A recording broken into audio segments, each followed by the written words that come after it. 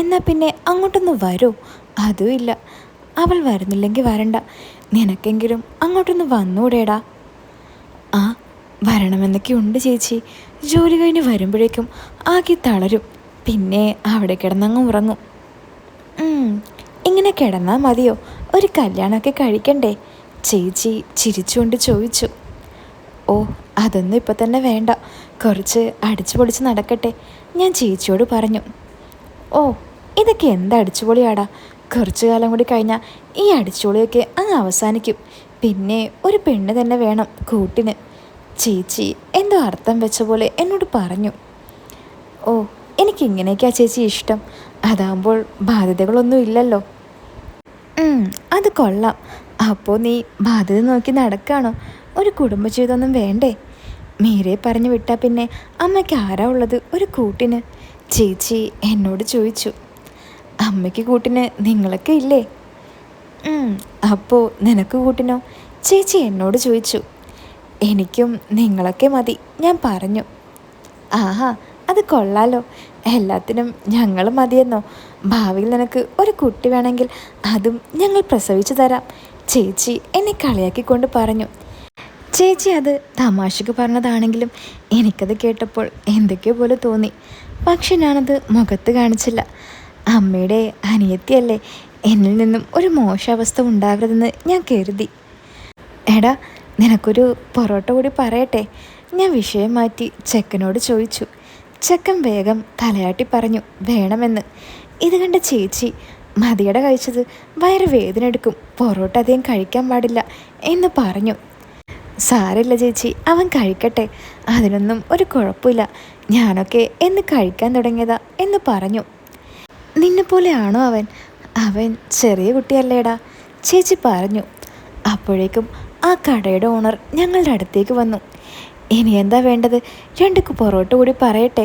അയാൾ ചോദിച്ചു. 2 വേണ്ട, 1 മതിയെന്ന് ഞാൻ അയാളോട് പറഞ്ഞു. ഞാനത് പറഞ്ഞു കഴിഞ്ഞിട്ടും അയാൾ പോകുന്നുണ്ടായില്ല. ഞാൻ ഇരിക്കുന്നതിൻ്റെ ബാക്കിൽ തന്നെ നിൽക്കുന്നുണ്ടായി. അയാൾ എന്താ പോകാത്തതെന്ന് അറിയാൻ ഞാൻ പതിയെ ഒന്ന് തിരിഞ്ഞു നോക്കി. വെള്ള ഷർട്ടും അതിലേക്ക് മാച്ചായ ഒരു വെള്ള മുണ്ടുമായിരുന്നു അയാളുടെ വേഷം. ഞാൻ നോക്കുമ്പോൾ അയാൾ ചേച്ചിയെ നോക്കുന്നു. ഞാൻ നേരെ ചേച്ചിയെ നോക്കിയപ്പോൾ ചേച്ചിയും അയാൾ നോക്കി ചിരിക്കുന്നു. എന്തോ അടിയൊഴുക്ക് നടക്കുന്നുണ്ടെന്ന് എനിക്ക് മനസ്സിലായി.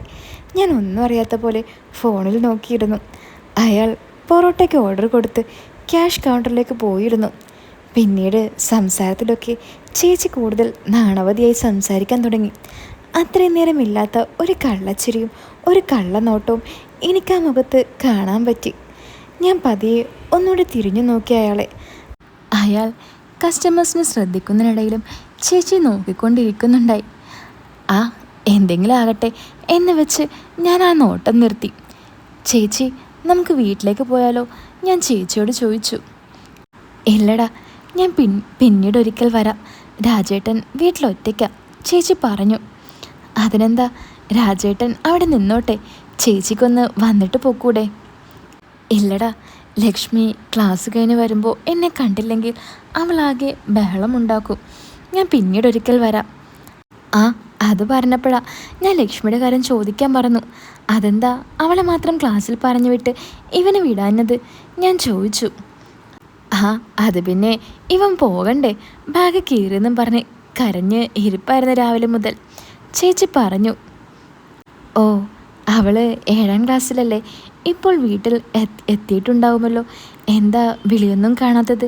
ഞാൻ ചേച്ചിയോട് ചോദിച്ചു. ആ, അറിയില്ല, വിളിക്കാനുള്ള സമയം ആയിട്ടുണ്ട്. ഞാൻ വല്ലതും വാങ്ങിയിട്ട് വരുമെന്ന് കാത്തിരിക്കുന്നുണ്ടാവും, ചേച്ചി പറഞ്ഞു. അങ്ങനെ ഞങ്ങൾ കഴിച്ചു കഴിഞ്ഞ് അവിടെ നിന്നിറങ്ങി ബില്ല് കൊടുക്കാനായി പോയപ്പോഴേക്കും അയാളുടെ കണ്ണ് ചേച്ചിയിൽ തന്നെയായിരുന്നു. ഞാൻ ചേച്ചിയോട് ചോദിച്ചു. ചേച്ചിക്ക് ഇയാളെ നേരത്തെ അറിയുമോ? എൻ്റെ ചോദ്യം കേട്ട് ചേച്ചിയൊന്ന് നെട്ടി. ആ, എനിക്കറിയാം, ഞാൻ കണ്ടിട്ടുണ്ട് എന്ന് ചേച്ചി പറഞ്ഞു. ഒരാവശ്യമില്ലെങ്കിലും ഞാൻ ചുമ്മാ ചോദിച്ചു എവിടെ വെച്ചാണെന്ന്. അത് സ്കൂളിൽ മീറ്റിങ്ങിനൊക്കെ പോകുമ്പോൾ അവിടെ വെച്ച് കണ്ടിരുന്നു. എന്താ, എന്ത് പറ്റി ചോദിക്കാൻ? ചേച്ചി എന്നോട് ചോദിച്ചു. അല്ല, അയാളുടെ നോട്ടം കണ്ടിട്ട് ചോദിച്ചതാ, കണ്ണെടുക്കാതെയല്ലേ നോക്കുന്നത്. അതെന്താടാ, ഞാൻ നോക്കാനുള്ളതല്ലേ, എന്നെ കണ്ട നോക്കാൻ തോന്നില്ലേ? ചേച്ചി ചിരിച്ചുകൊണ്ട് ചോദിച്ചു. പിന്നെ ആരായാലും ഒന്ന് നോക്കിപ്പോവും. അമ്മാതിരിയല്ലേ സാരിയിൽ വരിഞ്ഞു കെട്ടി വെച്ചിരിക്കുന്നത്. ഏ എന്താടാ നീ പറഞ്ഞത്? അല്ല, അമ്മയുടെ അത്രയും വരില്ലെന്ന് പറഞ്ഞതാ. ഡാടാ, നീ ആൾ കൊള്ളാലോ. അപ്പോൾ അതൊക്കെ നോക്കി വെച്ചിരിക്കുകയാണല്ലേ, എന്നിട്ട് അയാളെ കുറ്റം പറയുന്നേ. ഞാൻ ചിരിച്ചുകൊണ്ട് എൻ്റെ ബൈക്കിൻ്റെ അടുത്തേക്ക് നടന്നു. പിന്നിൽ നിന്നും ചേച്ചി പറഞ്ഞു, ഡാ, നീ ഇങ്ങനെ സന്യാസിയായി നടക്കുന്നെന്ന് വെച്ച് ഞങ്ങളും നടക്കണോ? അതുപോലെ ആകെ ഒരു ലൈഫേ ഉള്ളൂ. അതിൽ ദുഃഖിക്കാനുള്ളതും ഉണ്ടാവും, അടിച്ചു പൊളിക്കാനുള്ളതും ഉണ്ടാവും. ദുഃഖമുള്ളപ്പോൾ ദുഃഖിച്ചാൽ പോരെ, എപ്പോഴും ദുഃഖിച്ചിരിക്കണോടാ. ആഹാ, കൊള്ളാം, നല്ല കുടുംബം. ഞാൻ കരുതി അമ്മയ്ക്കും മീരയ്ക്കും മാത്രമേ ഉള്ളൂ ഈ സൂക്കേടെന്ന്. ഇതിപ്പോൾ എല്ലാവർക്കും ഉണ്ടല്ലോ. ഞാൻ പറഞ്ഞു. അതെന്താടാ അമ്മയ്ക്കും മീരയ്ക്കും പ്രശ്നം? ചേച്ചി അത് കേട്ട് എന്നോട് ചോദിച്ചു. അല്ല, അടിച്ചുപൊളിയല്ലാതെ എന്തും വെച്ച് പൊളിക്കുന്നുണ്ടല്ലോ രണ്ടാളും. ഇനി പൊളിയാൻ ഒന്നുമില്ലെന്ന് തോന്നും. എന്തൊക്കെയാടാ നീ പറയുന്നത്? നിനക്ക് വട്ടായോ? ചേച്ചി ചോദിച്ചു. ഒന്നുമില്ല, ഞാൻ ചുമ്മാ. അല്ല, ലക്ഷ്മിക്ക് എന്താ മേടിക്കേണ്ടത്? പപ്സ് മതിയോ അതോ ഇനി അൽഫാമോ ഷവായോ അങ്ങനെ വല്ലതും വേണോ? ഞാൻ ചേച്ചിയോട് ചോദിച്ചു. അവൾക്കൊന്നും വേണ്ടടാ, അവൾ ഡയറ്റിങ്ങിലാ. ആഹാ, അത് കൊള്ളാലോ. എത്ര ചെറുപ്പത്തിൽ തുടങ്ങിയോ ഇതെല്ലാം? നമ്മുടെ ഒന്നും കാലല്ലല്ലോ, പുതിയ പിള്ളേരല്ലേ, ഇനി എന്തൊക്കെ കാണണമോ ആവോ. ഓ അല്ല, ഇനിയിപ്പോൾ അവൾക്ക് എന്താ വാങ്ങുക? ഞാൻ ചേച്ചിയോട് ചോദിച്ചു. അവൾക്ക് സ്ട്രോബെറിയും ആപ്പിളും മതിയെന്നാണ് പറഞ്ഞത്. ചേച്ചി പറഞ്ഞു. കൊള്ളാം, ഇങ്ങനെ പോയാൽ ചേച്ചി പിച്ചെടുക്കേണ്ടി വരുമല്ലോ. ആടാ, മിക്കവാറും അങ്ങോട്ടേക്കാണ് പോക്ക് പോകുന്നത്, ചേച്ചി പറഞ്ഞു. അങ്ങനെ ഞങ്ങൾ സാധനങ്ങളെല്ലാം വാങ്ങിച്ചു. ഞാനും ചേച്ചിയുടെ കൂടെ എല്ലാം വാങ്ങാൻ കൂടെ പോയി. എൻ്റെ വക അവനൊരു ബോളും ഞാൻ വാങ്ങിക്കൊടുത്തു. എല്ലാം കഴിഞ്ഞ് ഞാൻ വരാൻ നിൽക്കുമ്പോൾ ചേച്ചി എന്നോട് പറഞ്ഞു, എടാ, ഞങ്ങളെ ഒന്ന് വീട്ടിലാക്കിത്താടാ, ഇനിയിപ്പോൾ ഒരു ഓട്ടോ വിളിക്കണ്ടല്ലോ. ഞാൻ പിന്നെ എതിരൊന്നും പറയാൻ നിന്നില്ല, പോകാമെന്ന് പറഞ്ഞു. അങ്ങനെ അവരെ കൂട്ടി ഞാൻ നേരെ അവരുടെ വീട്ടിലേക്ക് പുറപ്പെട്ടു. ചേച്ചി ഓരോന്ന് ചോദിച്ചുകൊണ്ട് ബൈക്കിൻ്റെ പുറകിലിരുന്നു. കുറച്ചുള്ളിലേക്കാണ് ചേച്ചിയുടെ വീട്. 3-4 അങ്ങാടി കഴിയണം വീട്ടിലെത്താൻ. വൈകുന്നേരമായതുകൊണ്ട് ഇരുട്ടാൻ തുടങ്ങിയിരുന്നു ആ പ്രദേശമെല്ലാം. പെട്ടെന്ന് ചേച്ചി പറഞ്ഞു, എടാ ഒന്ന് നിർത്തിക്കേ. ഞാനത് കേട്ട് വേഗം ബൈക്ക് സൈഡിലാക്കി. എന്താ ചേച്ചി, എന്താ പ്രശ്നം? ഞാൻ ചോദിച്ചു. എടാ, രാജേട്ടൻ വിളിക്കുന്നുണ്ട്, എന്താ വൈകുന്നു ചോദിക്കാനാകും, ഞാനൊന്ന് പറഞ്ഞോട്ടെ എന്നും പറഞ്ഞ് ചേച്ചി ഫോണെടുത്ത് സംസാരിക്കാൻ തുടങ്ങിയതും കോള് കട്ടായി. ചേച്ചി ബൈക്കിൽ നിന്നും ഇറങ്ങി വീണ്ടും വിളിക്കാൻ തുടങ്ങി.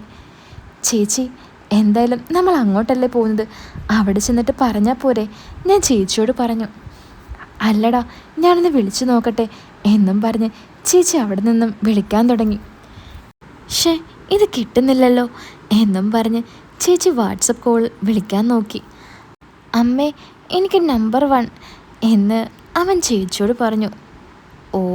ഇതിനിടയിൽ കൂടി അവന് എന്നും പറഞ്ഞ് ചേച്ചി കയ്യിലുള്ള ഫോൺ എൻ്റെ കയ്യിൽ തന്നിട്ട് രാജേട്ടൻ എടുക്കുന്നുണ്ടോ എന്ന് നോക്കാൻ പറഞ്ഞ് അവനെയും കൂട്ടി ബാക്കിലുള്ള റോഡിലെ പറമ്പിലേക്ക് കൊണ്ടുപോയി. ഞാൻ രാജേട്ടനെ വാട്സപ്പിൽ വിളിച്ചുകൊണ്ടിരുന്നു. അയാളാണെങ്കിൽ കോളും എടുക്കുന്നില്ല. പെട്ടെന്ന് എൻ്റെ കൈ തട്ടി ഫോണ് ബാക്കിലേക്ക് പോന്നു. ഞാൻ നോക്കുമ്പോൾ വാട്സപ്പ് മെസ്സേജുകൾ നിറഞ്ഞു കിടക്കുന്നു ചേച്ചിയുടെ ഫോണിൽ. അതിൽ പലതും പല പേരിലുള്ള പല ഗ്രൂപ്പിൽ നിന്നുമായിരുന്നു. പെട്ടെന്ന് ഫൺ ഓൾ എന്ന പേരുള്ള ഒരു ഗ്രൂപ്പിൽ ഒരു മെസ്സേജ് വന്നു. ഞാൻ ചേച്ചിയൊന്ന് നോക്കി. ചേച്ചി ചെക്കനുമായി പറമ്പിൽ തന്നെ നിൽക്കാണ്. ഞാൻ വേഗം ആ ഗ്രൂപ്പ് തുറന്ന് നോക്കി. എൻ്റെ അമ്മേ, അതിൽ വന്ന് കിടക്കുന്ന ഓരോന്നും കണ്ട് എൻ്റെ കണ്ണ് തള്ളിപ്പോയി. പല പല രീതിയിലുള്ള ഫോട്ടോസും വീഡിയോസും നിറഞ്ഞു കിടക്കുന്നു. ഞാൻ വീണ്ടും ഒന്ന് ചേച്ചി വരുന്നുണ്ടോ എന്ന് നോക്കി. ചേച്ചി അവിടെ അവനുമായി തല്ല് പിടിച്ചുകൊണ്ട് നിൽക്കുകയാണ്. ഞാൻ വേഗം അടുത്ത ഗ്രൂപ്പ് തുറന്ന് നോക്കി. അതൊരു ഫാമിലി ഗ്രൂപ്പായിരുന്നു. അടുത്ത ചാറ്റ് തുറക്കാൻ നിന്നതും ചേച്ചി എൻ്റെ അടുത്തേക്ക് എത്തിയിരുന്നു. എന്തായടാ, ചേട്ടനെ കിട്ടിയോ? ചേച്ചി ചോദിച്ചു. ഇല്ല, ചേട്ടൻ എടുക്കുന്നില്ല, ഞാൻ പറഞ്ഞു. അത് പിന്നെ ഞാൻ എവിടെ പോയെന്നറിയാൻ വിളിച്ചതായിരിക്കും. നീ കൂടെയുള്ള കാര്യം ചേട്ടന് അറിയില്ലല്ലോ. എന്നും പറഞ്ഞ് ചേച്ചി വന്ന് ബൈക്കിൽ കയറി. അമ്മേ, ഞാനിനി മുൻപിലിരിക്കട്ടെ, അവൻ ചേച്ചിയോട് പറഞ്ഞു. ഏയ്, അതൊന്നും വേണ്ട, നീ വലിയ കുട്ടിയായി, ചേട്ടന് മുൻപിലിരുന്ന ഒന്നും കാണാൻ പറ്റില്ല, ചേച്ചി അവനോട് പറഞ്ഞു. അതൊക്കെ കാണാൻ പറ്റും, ഞാൻ തല താഴ്ത്തി ഇരുന്നോളാം അമ്മേ, അതും പറഞ്ഞ് അവൻ വാശി പിടിച്ചു. വാ ഇരുന്നോ എന്നും പറഞ്ഞ് ഞാൻ വിളിച്ച് അവനെ എൻ്റെ മുൻപിലായി ഇരുത്തി യാത്ര തുടങ്ങി. ചെറിയ വളവും തിരിവുമുള്ള റോഡായതുകൊണ്ട് ഇരുട്ട് മൂടിയതുകൊണ്ടും റോഡിലെ കുണ്ടും കുഴിയും എനിക്ക് ശരിക്കും കാണാൻ പറ്റുന്നുണ്ടായിരുന്നില്ല. ചേച്ചിയാണെങ്കിൽ എന്നെ ഒട്ടിയാണ് ഇരിക്കുന്നത്. വീണ്ടും ചേച്ചിയുടെ ഫോൺ അടിക്കുന്ന ശബ്ദം ഞാൻ കേട്ടു. ചേച്ചി, ചേട്ടൻ വിളിക്കുന്നുണ്ടെന്ന് തോന്നുന്നു, ഞാൻ പറഞ്ഞു. അത് കുഴപ്പമില്ലടാ, ഞാനിവിടെ ചെന്നിട്ട് പറഞ്ഞോളാം, നീ വിട്ടോ, ചേച്ചി പറഞ്ഞു. അത് പറഞ്ഞതും പെട്ടെന്ന് ഒരു വലിയ കുഴിയിലേക്ക് ചാടി ബൈക്ക്. ഒട്ടും പ്രതീക്ഷിക്കാതെ ആയതുകൊണ്ട് ചേച്ചി നേരെ വന്ന് എൻ്റെ പുറത്തേക്ക് പതിഞ്ഞു. അയ്യോ സോറി ചേച്ചി, ഞാൻ കുഴി കണ്ടില്ല, ഞാൻ പറഞ്ഞു. ഏയ് കുഴപ്പമില്ലടാ, ചേച്ചി ചെറു ചിരിയോടെയാണ് എന്നോടത് പറഞ്ഞത്. ആ ചിരിയിൽ എന്തോ ഒളിഞ്ഞിരിക്കുന്ന പോലെ എനിക്ക് തോന്നി. ആ ചിരിയുടെ ഉദ്ദേശം പുറത്തു വരാനായി ഒരു കുഴിയിലൂടെ ചാടാൻ ഞാൻ തീരുമാനിച്ചു. കുറച്ച് മുന്നോട്ട് പോയി ഞാൻ ചെറിയൊരു കുഴി കണ്ടു. ഞാൻ പിന്നെ ഒന്നും നോക്കിയില്ല, ആ കുഴിയിലേക്ക് അങ്ങ് ചാടി ബ്രേക്ക് അങ്ങ് പിടിച്ചു. നേരത്തെ ചേച്ചി പതിനേക്കാളും സ്ട്രോങ് ആയിരുന്നു ഈ വരവ്. എന്തായാലും ഒരു കാര്യം എനിക്ക് മനസ്സിലായി, ആരുടെയോ ശക്തമായ കൈ അതിൻ്റെ പുറകിലുണ്ടെന്ന്, അല്ലെങ്കിൽ ഇത്രയും ഉടയാൻ സാധ്യതയില്ല. ബൈക്കിൻ്റെ അസുഖം എനിക്ക് മനസ്സിലാവുന്നുണ്ട് കേട്ടോ, ചേച്ചി നേരെ ഇരുന്നുകൊണ്ട് പറഞ്ഞു. ഏയ് അല്ല ചേച്ചി, റോഡിൽ ഫുള്ള് കുഴിയാ, എനിക്കാണെങ്കിൽ ഈ റോഡധികം വന്ന് പരിചയമില്ല, ഞാൻ ചേച്ചിയോട് പറഞ്ഞു. പരിചയമില്ലെന്ന് എനിക്ക് മനസ്സിലായി, എന്നാലും ഒന്ന് നോക്കി ഓടിച്ചോ, അല്ലെങ്കിൽ പെട്രോൾ ടാങ്കിൽ ഇടിച്ച് നിൻ്റെ ആൾ ചമ്മന്തിയാകും, പിന്നെ അതുകൊണ്ടൊരു പ്രയോജനവും ഉണ്ടായില്ല. ചേച്ചി അതും പറഞ്ഞ് എന്നെ കളിയാക്കി ചിരിക്കാൻ തുടങ്ങി. ആരുടേതാണ് ചമ്മന്തി എന്ന് എനിക്ക് മനസ്സിലായി. ആരോ അമ്മയിലിട്ട് നല്ലോണം അരയ്ക്കുന്നുണ്ടല്ലോ. ഞാൻ തിരിച്ച് അങ്ങോട്ടും കൊടുത്തു വന്നു. ഒന്ന് പോടാ അവിടെ നിന്ന് കളിയാക്കാതെ, രണ്ട് കുട്ടികളുടെ തള്ളയെ ഞാൻ, അപ്പോൾ അങ്ങനെയൊക്കെ തന്നെ ഉണ്ടാവുള്ളൂ, ചേച്ചി എന്നോട് പറഞ്ഞു.